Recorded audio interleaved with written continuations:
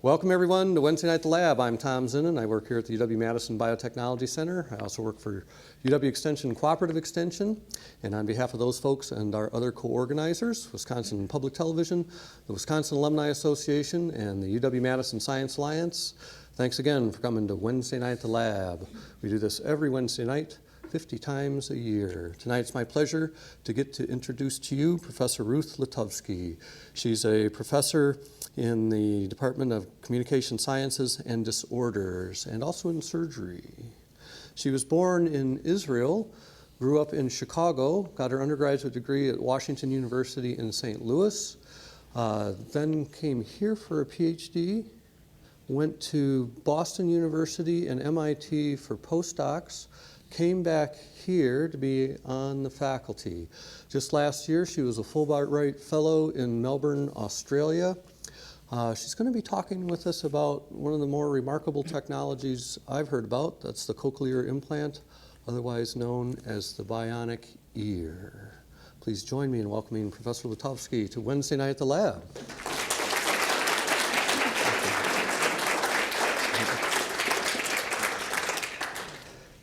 Thank you so much, Tom, for the invitation. Good evening, everybody. It's my pleasure to be here tonight to speak to you about research that we've been doing in my lab here at the Weissman Center for the past 14, 15 years or so.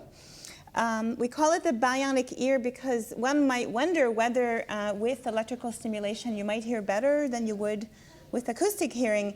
And it's true for people who have severe or profound hearing loss. So I'd like to start by talking about the human ear. And the human ear is remarkable. I'm going to show you this in a sort of 3D rendition, which my students love to see because you're looking through the external ear into the middle ear. And then if I freeze this for a second, you see this lovely wide blue band, which is your eighth nerve, cochlear nerve, or auditory nerve. This is the nerve that we stimulate if you have hearing loss in the cochlea, if the hair cells have died. I'll show you pictures of what damage looks like in the cochlea. But the idea is that we position an array of electrodes into this swirl, the cochlea, we stimulate the auditory nerve, and then the brain has to take care of a lot of what goes on next with interpreting the sound. So this is a picture of the cochlea in its bony labyrinth. It's a beautiful snail-shaped structure, only 35 millimeters in length in an adult. It is mature at birth, though, which is quite remarkable, which is why we can implant infants when they're quite young. The issue in infants is, are they hefty enough in terms of blood loss to sustain the surgical procedure? But otherwise, the cochlea can take an implant at a very, very young age. The cochlea is also remarkable because we have a map of frequency. We call it tonotopic organization.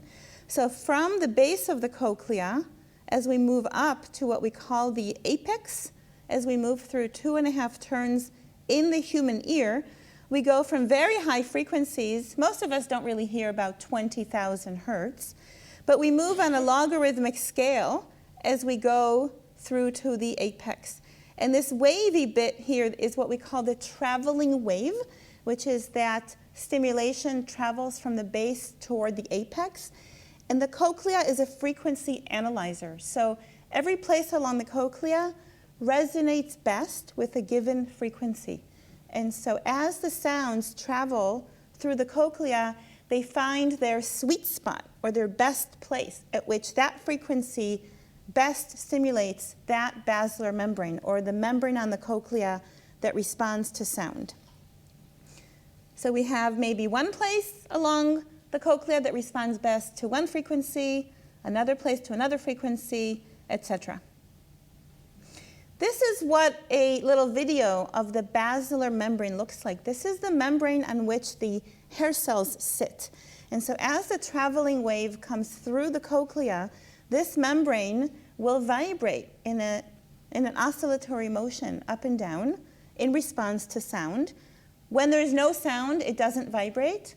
When the sound finishes, it stops to vibrate. But this vibration occurs at all places along the cochlea. And this is a very important part of acoustic hearing. we bypass all of this in the bionic ear. So it's quite remarkable that we can lose what we call cochlear mechanics and still stimulate the auditory nerve and have the brain interpret sound. Speaking of cochlear mechanics, this is a little video of what a hair cell looks like. And hair cells have to move in order, these are outer hair cells, they have to move in order for the basilar membrane to amplify sound. So if you're somebody with hearing loss of about 50 decibels, moderate towards severe hearing loss, this is because the outer hair cells have ceased to function or they have been damaged and they cannot move. And the loss of mechanical movement leads to loss of amplification or loss of hearing and other limitations that I can address as well later on. But let me play for you this really cute video. It's courtesy of Professor Ashmore. And you'll recognize the song, and you'll see the hair cell vibrating at the percussion of the song. 1, 2, 3 o'clock, 4 o'clock, rock. 5, 6, 7 o'clock, 8 o'clock, rock. 9, 10, 11 o'clock, 12 o'clock, rock. We're gonna rock around the clock tonight. Put your glad rags on. Join me home. We'll have some fun. Okay, you get the idea.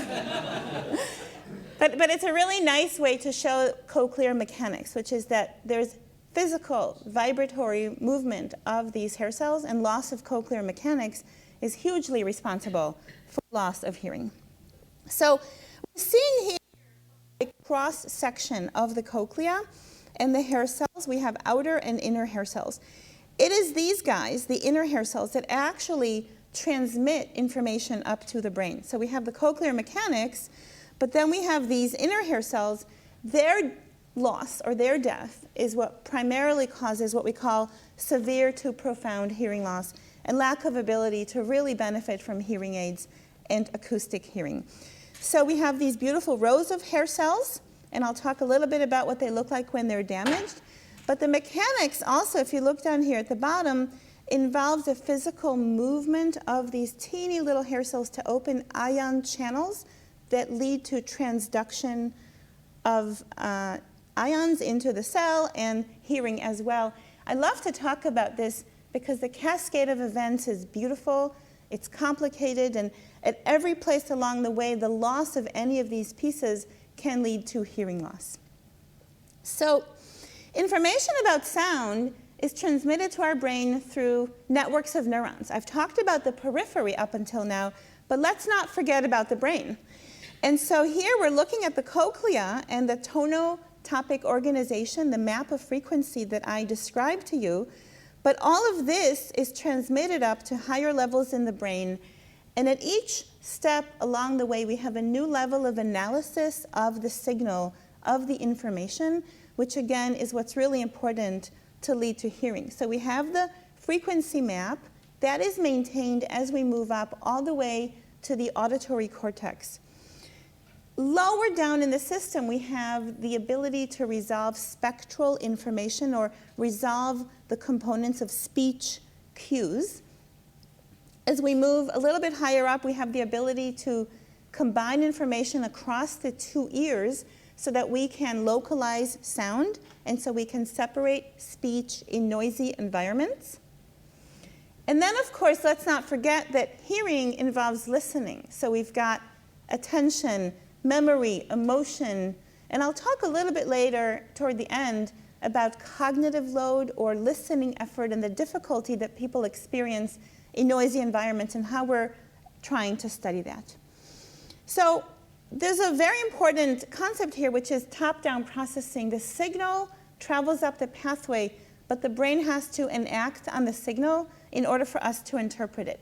I would like to give you an example of what top-down processing and online recognition of signals might sound like. So I'm going to play for you a degraded form of speech. We call it sine wave speech. And the first thing I'll do is play a sound that I don't think you'll be able to understand. Did anybody understand that? Okay, good. Now here's the clear speech version of that. She cut with her knife. Now listen again to the degraded speech. So you have a filling in of the missing information because you know what you're listening for. I'll play one more just because they're fun.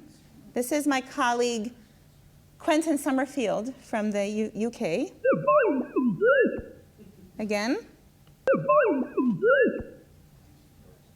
They're buying some bread. Did you get it? Oh, very nice. So you're learning to use the sine wave speech. So what you're getting is this pop-out effect or insight into the signal. This is a little bit like what people who use cochlear implants have to do. They have a really degraded signal. I'll play some more examples for you. They're having to fill in the information based on top-down processing, based on learning and training and knowing how to interpret the signal. So what we're dealing with in terms of a bionic ear situation is sensory neural hearing loss in the periphery. We're dealing with permanent types of hearing loss. They're not restorable today with stem cells or hair cell regeneration or some of the other beautiful technologies that we would love to be able to have in this population.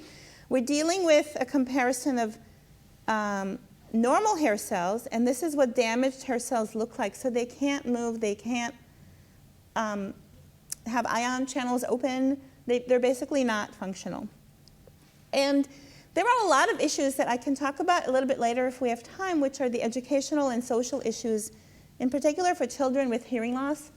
Do you mainstream them? How do you mainstream them in educational situations if they have hearing loss, if they're struggling to listen? What about schools for the deaf? That's been a very interesting issue, the deaf culture with a capital D.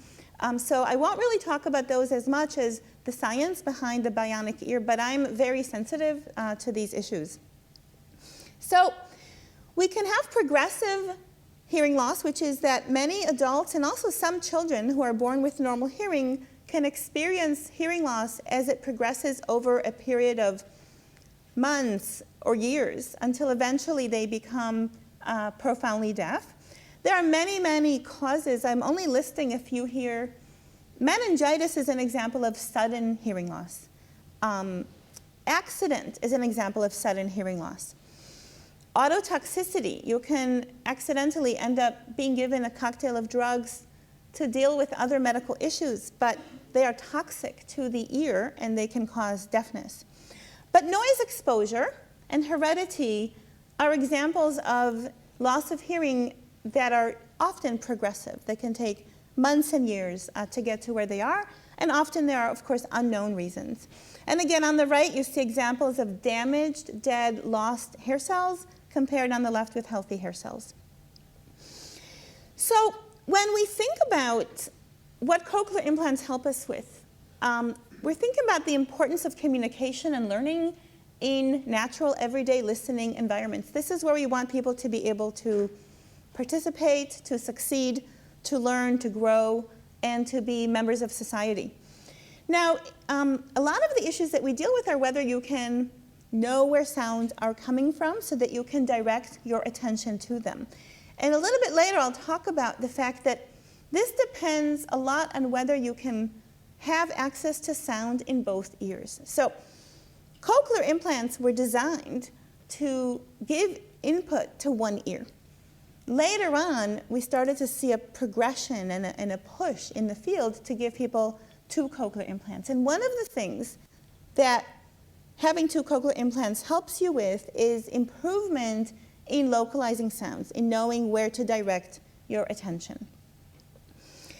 We also expect children to acquire language in complex environments like classrooms and to be able to listen to what we call streamed speech and to predict what is about to come next and to follow instructions. And this is very complex. And being able to also segregate the important speech sounds from noise in the environment is part of what they have to do to engage in the real world. So they have to hear a target in a noisy environment. They have to segregate speech from noise or from other distracting sounds. Cochlear implants in one ear don't do a terribly good job of that. So again, having input in both ears makes a very big difference. We want children and infants to be able to do everything that I have just talked about without being overwhelmed. And I like to point this out because giving somebody a cochlear implant surgically is one step. It's the very first step. There are many steps along the way in which we have to program the device and make sure that they can use it well. They have to revisit the audiologist, and the device has to work well. And if it doesn't work well, if it's set to be too loud, they can be overwhelmed. They might choose to simply take it off their ears. So you really have to work very closely between the parents, the school audiologist, many, many other professionals that are involved in treating these children. We don't want them to get confused about what they're hearing. Part of the confusion comes from not having enough speech therapy. So habilitation, rehabilitation, speech therapy are all part of training children and adults to learn their devices. And of course, we want them to enjoy their auditory input. And one thing that I want to point out right now is music is very tricky. And I'll explain a little bit why. But the speech signal and the music signal that come in through the implant are somewhat degraded. And so there's a little bit of a tricky issue relating to music, and it's one of the areas that the field is working on. So what does the implant do? You're looking at a stimulation of electrodes that are sitting in the cochlea. They're stimulating the auditory nerve. The goal is to bypass the damaged hair cells, stimulate the nerve. Today, children receive these devices definitely by 12 months of age, but I speak to surgeons all over the world who, I watched a surgery the other day in Germany where they implanted an infant simultaneously in both ears at 8 months of age. So the standard of care has really shifted over the years. It depends a lot on issues like what the parents want, what the surgeon recommends. If a child is old enough to say what they want, that gets taken into account. And money. Depends on whether the health insurance company will cover the cost. So adults who become deaf are also eligible, but not in every country. And so that's a very interesting part of the issue. But today, we estimate there are over 350,000 people, and the numbers are growing.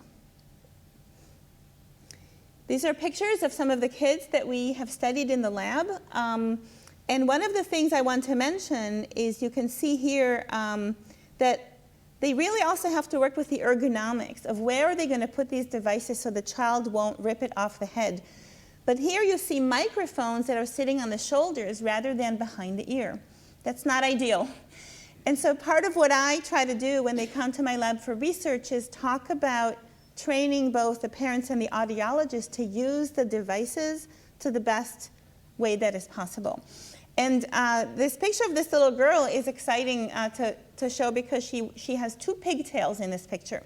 But when she came to my lab, she had received 2 cochlear implants at a year of age. She was now 3, but she had both of them on a ponytail on top of her head rather than behind each ear. So she wasn't getting the spatial cues that we get by being able to hear sounds on both sides of the head. But talking to the parents, 101 on cochlear implants and sound localization, they were right there with me. They redid her hairdo.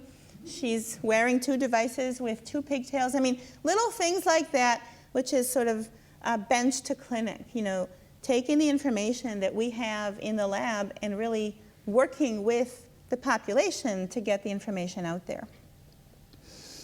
So we have sound through electrical stimulation. What we're seeing on this slide is the fact that we're bypassing anything that the ear does, the ear canal, the bones, which are really important, and we're going straight into this swirly shape, the cochlea, stimulating the auditory nerve. And here you see there are only about 22 electrodes, and this is very different than the tens of thousands of hair cells and of auditory nerve fibers that are responding separately and beautifully to each frequency. So we have, as I'll talk about in a minute, a degradation of the speech signal. At the bottom right, you see what is the actual implant that goes into the bone. And so what happens is that it's implanted into the temporal bone, and the information is transmitted through a coil through an RF signal through the scalp. This also means that when a child or an adult takes the implant, the outside part off, they are deaf again. So they can hear when they're being stimulated. They take it off to swim, to have a shower, mostly to go to sleep at night. Then they are deaf. And so this is a very interesting part of coping with hearing most of the time, but not always hearing. And if the battery dies, they become deaf. And so they have to cope with those situations as well. So what we are doing is we are trying to replace acoustic, rich, beautiful acoustic stimulation with electrical stimulation, and we are taking advantage of that tonotopic organization, the map of frequency in the cochlea. So recall that we have a map that goes from the base, 20,000 hertz, to the apex, where we have very low frequencies. Here you see an electrode array going into the cochlea, but it stops over here after about one turn. We can't get them in too deep because of the anatomy of the cochlea and the virtual size, the actual size of the electrode array. So we're remapping the brain to use frequencies at places that the brain isn't used to getting. There's a lot of adaptability and plasticity that has to happen. Because, for example, we send all the frequencies to all of these electrodes. This place in the cochlea likes about 1,500 hertz, but it's going to receive the lowest frequency possible, maybe 200 hertz. So there's a shifting of frequency and adaptability that the brain has to go through, which is why when you first turn on a cochlear implant, it might sound bionic or fuzzy or a little bit strange, and it takes time to get to know how to use the information. A little bit of history here, very interesting history, which is that the early invention was around 1979. Then implants began to be provided to children around 1985. In the 1990s is when the discussion happened about whether people should get implants in both ears or not, and that's when clinical trials began in the United States. What's really interesting is to talk to some of the engineers who were involved in developing these devices in the 70s and 80s. I happened to meet one of them when I was in Australia last year, Peter Seligman, and he says, you know, when I started doing that work, we never believed it would ever work, but we thought we'd have a lot of fun trying. And it's really amazing, you know, how far it has come. And in fact, now he and others are working on retinal implants, and he has the same attitude. I don't think it'll work, maybe not, but we're having fun trying, you know. And so that's a true engineer. That's really the true attitude of an engineer. But it takes engineers, otology physicians, audiologists, speech pathologists, and researchers to really put all of this together. So around 2005 is when 2 cochlear implants became more standard of care. That's when health insurances really started to cover the cost of the devices. The other thing that happened is that implants started to be provided also in other places, like beyond the auditory nerve. So there are disorders in which the auditory nerve doesn't work. So what do you do then? Well, maybe you can bypass the auditory nerve and stimulate the brainstem, the cochlear nucleus, or the midbrain. So smaller numbers of patients, but definitely moving the field in that direction. It also became clear that not everybody has profound loss of hearing all the way along the cochlea. Many people have what we call residual or leftover hearing in the low frequencies. So we don't want to put the cochlear implant all the way in and destroy whatever hair cells are still surviving there. And so there are now what we call short electrode arrays that try to preserve whatever hearing people still have left. We call that electric acoustic hearing, which is that you might have a cochlear implant in your ear, it's only halfway in, you can use a hearing aid combined with a cochlear implant and have hybrid hearing or electric acoustic hearing.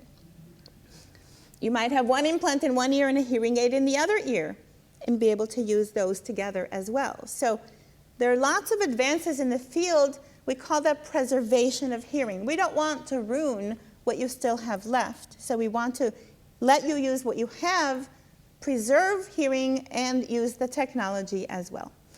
The other very interesting thing that started really recently, a few years ago, is what we call cochlear implantation in people with single-sided deafness. So somebody with perfectly good hearing in one ear, deafness in the other ear, often due to tinnitus. So people who have severe tinnitus in one ear and it's accompanied by deafness are starting to receive an implant in that ear. Well, it turns out that for many of those patients, the electrical stimulation suppresses the tinnitus and leads to an enormous improvement in quality of life. And it started out that way. Once those floodgates began to open, other people with deafness in one ear said, I would like a cochlear implant so that I can hear in both ears. And some of those have paid out of pocket, about $60,000, but some of them have had insurance companies pay for them as well. So kind of a wave into the future that's very interesting.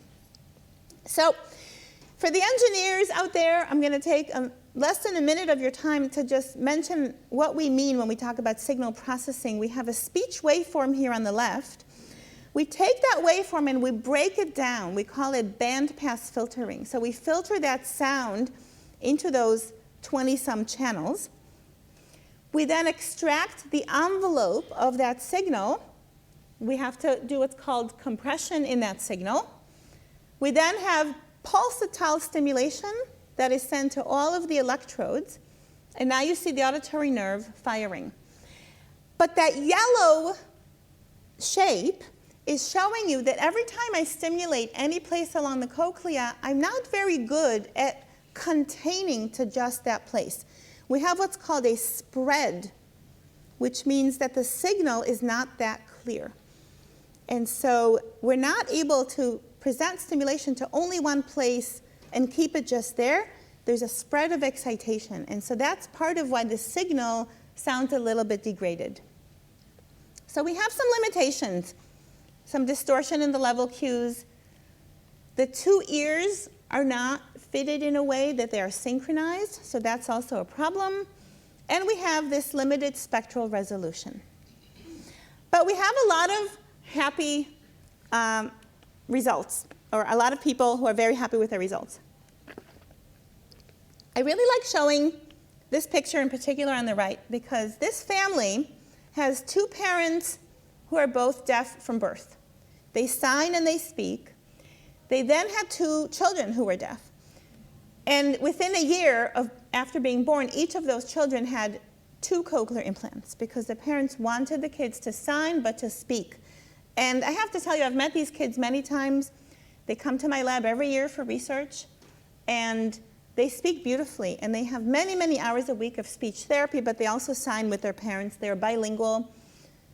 The parents then each got a cochlear implant because they wanted to know what it's like for the children to have to use them. So the parents don't have clear speech or a very clear understanding of the signal, but they understand that sounds are happening in the world. They use the sound to augment their speech understanding and their lip reading. This guy over here on the left is a graduate from UW-Madison. He became deaf as a child and by age 12 received an implant. And he really loves having just one in one ear. He functions beautifully. I can call him from the other side of the room and he hears me perfectly well. He was a cheerleader here at UW. He was an athlete. Functioned really, really well. And so you see a lot of variability in what people choose and also in the outcomes, partly depending on the history and partly depending on unknown factors. I'd like to play some sounds for you of what we think simulations of cochlear implants sound like. I'll play the sound initially with what we call an 8-channel simulation of a girl who is talking. And this is what it might sound like when the activation of the implant first happens. See if you can understand the speech. Wanna come to my birthday party in August? Okay, let's make it a little bit clearer with more channels. Wanna come to my birthday party in August? More channels. Wanna come to my birthday party in August? And the natural speech. Wanna come to my birthday party in August? Wanna come to my birthday party in August? now that you know what you're listening for, it's much easier to interpret the signal. And cochlear implant users say that their improvement happened very quickly over months, and by a year, they really stabilize quite well. Another example that I have is of music. So let's listen to the 8-channel music.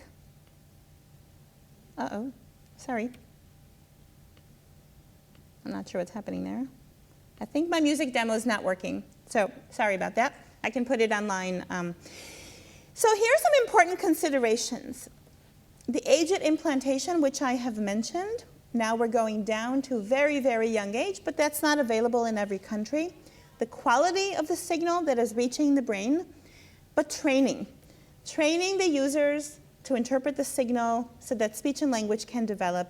The brain has to interpret, define, use memory and cognition to interpret the signal, to fill in what is going on. So I really can't emphasize enough the importance of habilitation or rehabilitation. So how well do children with cochlear implants acquire language? These are data from a study that was published a number of years ago. On the left, we see comprehension, which is the ability to understand language, as a function of the test age in years and their scores. What we see here are the normal hearing children. As they get older, they ramp up very quickly. And then we see 3 lines. The yellow are children who received their implants before 18 months of age. The blue are children who received them between 18 months and 3 years of age. And the green are children who waited more than 3 years of age. And you can see that the age of implantation has a huge effect on the ability of children to ramp up their language comprehension on standardized measures of language.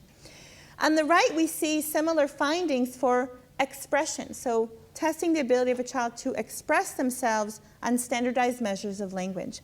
But you see that we don't know when they catch up. The testing was completed in this study at 8.5 years of age.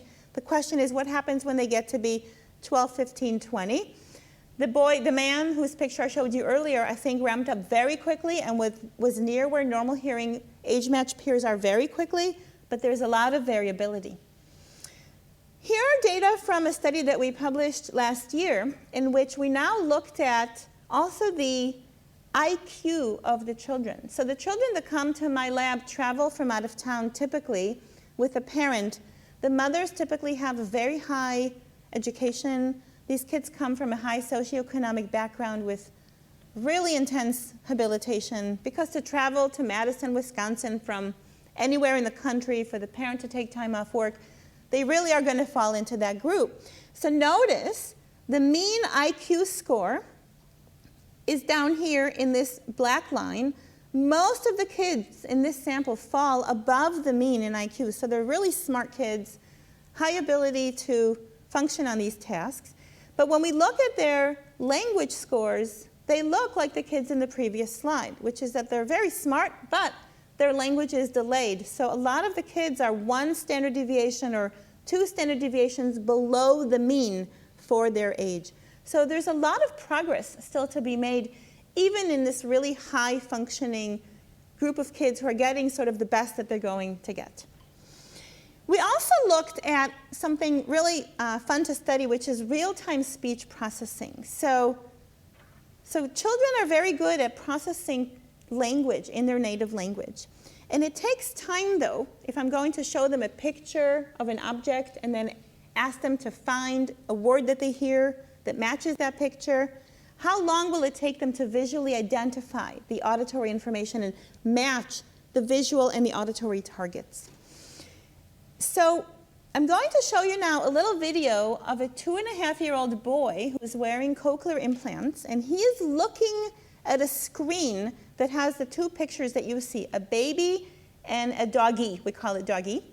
And he's listening to the following sound. So watch his eyes as the target word comes on. I'll play it for you twice. Look at the doggy. Where is it? So you saw the video. Let's watch it one more time and watch what his eyes are doing as she's saying, where is that, which is not information. And then after she says the target word doggy, what happens to his eyes? Look at the doggy. Where is it? So he finds the target, his eyes land there. And now this is what it sounds like with background noise. The bird's canoe slid on the smooth planks. The juice of lemon to the Look dark at blue the background. doggy. To tell the depth. Where is it? The hogs were particularly. So we call this plus 10 dB signal to noise ratio, which means that the target is 10 decibels above that background babble noise. Now we paid undergraduate students to analyze these data by judging where the child was looking every frame, 30 frames per second. And I'm going to show you now the results. This was done in collaboration with Jenny Safran, my colleague from the Weissman Center. And so now what you see is the proportion of looking at the target. So 50% would mean chance. It means they're not looking at either the target or the non-target. And then after the sound is presented, how fast are they? How good are they? Now these are normal hearing children. The gray data are when the children, are listening in quiet. So notice that they get there fast and they get to nearly 100%. They're not 100% because they're not always paying attention when they're 2.5 years old. These are the same normal hearing children now in noise. So even if you're a normal hearing 2.5-year-old, the minute I introduce background babble, something happens and you're slower and you are less accurate. Now, what happens to the children who have cochlear implants? I've grayed out the data from the normal hearing children. So the black triangles are the cochlear implant children listening in quiet. They look like the normal hearing children in noise. And people say that listening to an implant is like listening to a noisy system. And that is one piece of evidence here, which is that even in quiet, at 2.5 years of age, they've had their at least one implant since 12 months of age, they're still struggling. And in noise, they're really having a hard time. And those are the red triangles here. So the red diamonds. So yes, they can acquire language. Yes, they can understand the glass is half full, but there's really room also for improvement and for progress. And these are the average data for the normal hearing group in quiet or with a competing sound, the cochlear implant group, which look like the normal hearing in noise when they're listening in quiet. So we've had successes and we've had limitations. They perform with cochlear implants better than children who have hearing aids, who have profound hearing loss, but the variability is high, and many of them are worse than their normal hearing peers. So the glass is both half full and half empty. Well, what else might we need to worry about? So some of the hot terms today in the field are executive function, which is what kind of resources do you have in order to solve problems? What is your working memory like? What can you remember? How fast can you solve problems? What is your cognitive load? How hard are you trying to solve problems? These are very, very timely for people with hearing loss because they come to the clinic often and report that they're exhausted from working so hard to listen all day. A good example of somebody with 2 cochlear implants is where the mother was telling me that the girl used to go to school with 1 implant, came home, was exhausted, couldn't do after-school activities, slept. When she got the second one, she said, wow, there's a big difference because she was working less hard. And this is something that people with hearing loss, with hearing aids, will often report to their audiologist. I'm hearing the speech, I'm getting there, but oh boy, I'm working so hard to get there. So we are trying to understand how speech understanding and cognitive load are related. And what we are doing to get there is using a machine called an eye tracker.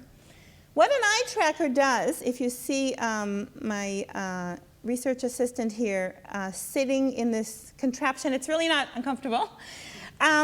We're just holding her head still because the cameras are closing in on her eyeballs, and we are measuring where her eyes are looking and the size of the pupil. So pupil dilation has been, over the years, suggested to be related to arousal, attention to the environment, fight or flight. It's controlled by norepinephrine and other things. There's a big growing literature on this. The idea is that if your pupil is small, as is shown here, you're exerting less effort. But when you're exerting more effort, the pupil size is larger. So we're bringing people into the eye tracking facility. The procedure is they listen to sentences and they repeat them while they're fixating on this monitor, and we measure real-time processing, not unlike what we did with the babies, although the work that we did with the babies was about 8 years ago before we had the eye tracker. Now remember earlier I played some speech sounds for you, the 4, 8, 16 channels. This was the... Wanna come to my birthday party in August? And then the natural. Want to come to my birthday party in August? Right? So now what we're looking at are similar sentences that were degraded to all of these levels, but as a function of real time and a change in the pupil size in millimeters. So we present the sentence. After the sentence ends, the pupil size begins to grow. And it reaches some kind of a maximum at a window in time when we think people are rehearsing, processing, getting ready to tell us what they heard, to give us the response. And then it comes down. The maximum pupil dilation is when the sound is most degraded.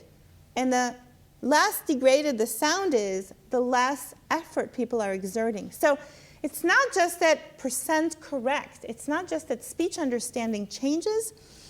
It's that the pupil dilation, the listening effort, the cognitive load is also changing, and we can measure it in real time. These are the summary of those data as a function of time for the 4 channels, 8, all the way to the normal situation. And again, these are the mean data for normal and getting higher and higher and higher as we get to the more degraded speech. Okay, so the other area that I mentioned several times is really this question of whether children, adults, should receive 1 or 2 cochlear implants. And I did mention the fact, and you can see it here, that when we give a child 2 cochlear implants, we're fitting them with 2 independent ears. And it's really a wonder because they cost about $60,000. So you'd think that by now we should have developed the engineering skills to synchronize the 2 devices. We can do that in my lab with a research processor and in other people's labs, but actually in the field it's harder than you think. So one of the things we're working on is to reverse engineer the way that the brain uses information across the ears so we can have these devices talk to one another or be synchronized to improve performance. But there is the question of 1 or both ears. And remember, one of the things I mentioned earlier was why binaural hearing, or being able to hear with both ears, is useful. So one of the usefulness areas is sound localization. Another one is the ability to separate speech from noise. And the third one is what we call de-reverberation. So we have localization, the cocktail party effect, as we fondly like to call it, and the idea that if you're sitting in a reverberant environment, the binaural system can squelch or suppress echoes so that we can focus and give greater perceptual attention or weight to the original sound. And hearing in reverberant environments is something that's very challenging for people with hearing loss, and it's very challenging with only 1 ear. So how do we study this? I'll tell you just a little bit about some of these studies, mostly by showing you these pictures because the methods, I think, speak 1,000 words, or pictures speak 1,000 words. So if you have a little child who's about 2 years old, we have to motivate them to participate on the task. We've tried to do things like head turning and eye gaze and really boring tasks. And sometimes after you test them about 10 or 20 times, they literally get up and say, all done. Now, as the experimenter, you're not all done, but they're done, and they've walked out the door. And so we've designed a really fun task for them in which what they're doing is they're learning that we hide a toy or a sticker or food behind a curtain, and we present the sound from one of those locations, and then they have to reach into the hole, so it's called reaching for sound, and they find the object of interest. It's really like doing animal behavior studies, you know, where you're training the child, you give them reinforcement, and it works really beautifully. And so they will sit there for an hour and a half, you know, and they do the task really beautifully. But it took us a very long time to develop that and to understand what 2.5-year-olds want and how to test them. When they get a little bit older, we bring them into the sound booth, and now this child is facing an array of loudspeakers, and he is telling us, based on a computer game on the screen, where he hears the sounds. So he can have a spatial map, and he can tell us, using this computerized game, where the sound is coming from. They can do this by about 4 or 5 years of age. And then when they're adults, we bring them into other sort of more complex situations where sounds can come from many, many locations. They don't know where the sounds are, and we use much more complex ways of testing them. So what we have found over the years is that bilateral or dual cochlear implants significantly improve the ability of children and adults to know where sounds are coming from and to understand speech and noise. And we also have found that there is a reduction in cognitive load. And so I have a few more minutes left, so I wanted to show you how we measure the reduction in cognitive load when we turn on either one ear or the other ear or both ears. Now, most adults who have hearing loss will tell us that they have a better ear and a poorer ear. They will say, oh, my left ear, that's definitely much worse, you know. Or, yeah, my right ear is much, much better. So the question is, what happens if I turn on just the poor ear or just the better ear or both? So here what you see is the pupil dilation change from baseline when we only turn on the poor ear. So you can see that relative to stimulus offset, they're listening to the stimulus, the pupil is growing, reaches a maximum, they're rehearsing and repeating, and then it comes down. When we only turn on the better ear, it's a little bit better. So there's a release from effort when they're using their better ear. They told us they like using that ear better, and we can measure it with the pupil dilation. Now, the question is, what happens when I turn on both ears? Will the worse ear win by bringing it back up, or will it be as good as just the better ear, or will there be some kind of an improvement? And we were delighted to find that, in fact, there's some kind of an integration that goes on in the brain where having both ears, even if one is worse than the other, leads to a better ability to hear a speech signal. So the cognitive load is reduced. We knew from a lot of our studies that they can get more words correct, better percent correct. But they're reporting to us that they don't want to go home without both implants. They don't want to leave the house without both of their devices. People are giving us those reports, subjective impression of what life is like, and in fact, it turns out that we're measuring it with this reduction in cognitive load. Before I finish, I want to mention that a number of years ago, we had some very interesting things happen on campus in which I started to work on some of these issues with my prior mentor, Tom Yin, who conducted studies on sound localization in cats for many years. And I know that many of you followed the stories of what happened with Tom's lab and the People for Ethical Treatment of Animals and some of the controversy around this. So what we tried to do is to build a lab in which we could conduct some studies in animals in which we provide them with cochlear implants, understand what the brain is doing with those signals, be able to then improve the signals so that we can then improve the engineering. As many of you know, that didn't end up happening. There were some political and controversial issues, but I thought I would mention that. Tom suggested that I do that, and I'm happy to answer any questions about how animal studies play a role in a lot of what we have learned about the bionic ear and the ability to provide sound to people who are deaf through this very complex technological advancement. I wanted to finish off by saying that bilateral listening mode produces reduced listening effort. Patient subjective reports of which ear is better are consistent with the amount of listening effort.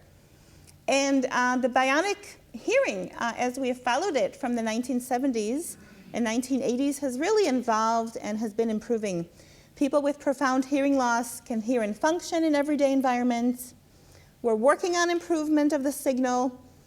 We think the importance of rehabilitation and training really should continue to be mentioned. We think it's important to reduce the cost. And I really didn't discuss much here about hearing culture versus deaf culture, but I'd be happy to do that. I wanted to thank everybody in my lab and colleagues around the world and past students who've been involved in this research. Also, the work was funded primarily by the National Institutes of Health, the National Institute of Deafness and Communicative Disorders, and also by the Weissman Center, and various of the manufacturers who produce implants have over the years helped us with some of the work. Thank you for your time and attention.